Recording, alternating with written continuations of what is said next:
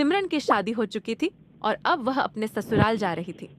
नए घर, नए लोग और नई दुनिया में कदम रखना उसे थोड़ा डरावना लग रहा था, लेकिन वह उत्साहित भी थी। वह सोच रही थी कि सब कुछ ठीक हो जाएगा।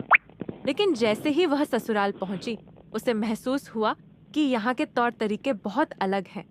सास ससुर के पुराने रिवाज, खाने पीने की आदतें और पति के भाई बहन के शरारती व्यवहार ने उसे थोड़ा चौंका दिया। सास उसे हर समय कुछ न कुछ नया करने को कहती।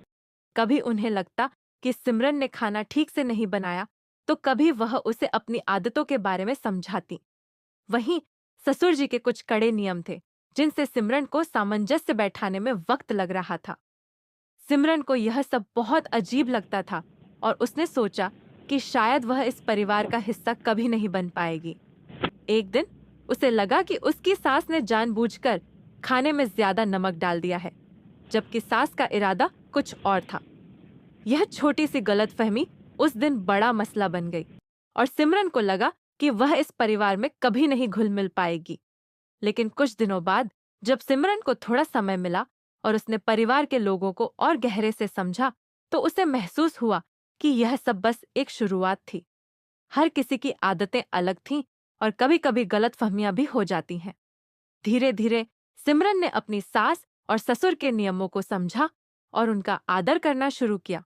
उसने यह भी जाना कि हर परिवार में कुछ न कुछ खास होता है और अगर सब धैर्य रखें तो किसी भी बदलाव को अपनाना आसान हो जाता है। सिमरन को यह एहसास हुआ कि बदलाव कठिन हो सकता है, लेकिन अगर उसे समझ और धैर्य से अपनाया जाए तो वह बदलाव हर किसी के लिए फायदेमंद साबित हो सकता है। अब सिमरन का दिल ससुराल में पूरी तरह से बस चुका था और वह जानती थी कि धीरे धीरे सब कुछ सही हो जाएगा। सीख: बदलाव मुश्किल हो सकता है, लेकिन धैर्य और समझ से हर किसी को एक दूसरे के साथ तालमेल बिठाने में मदद मिलती है।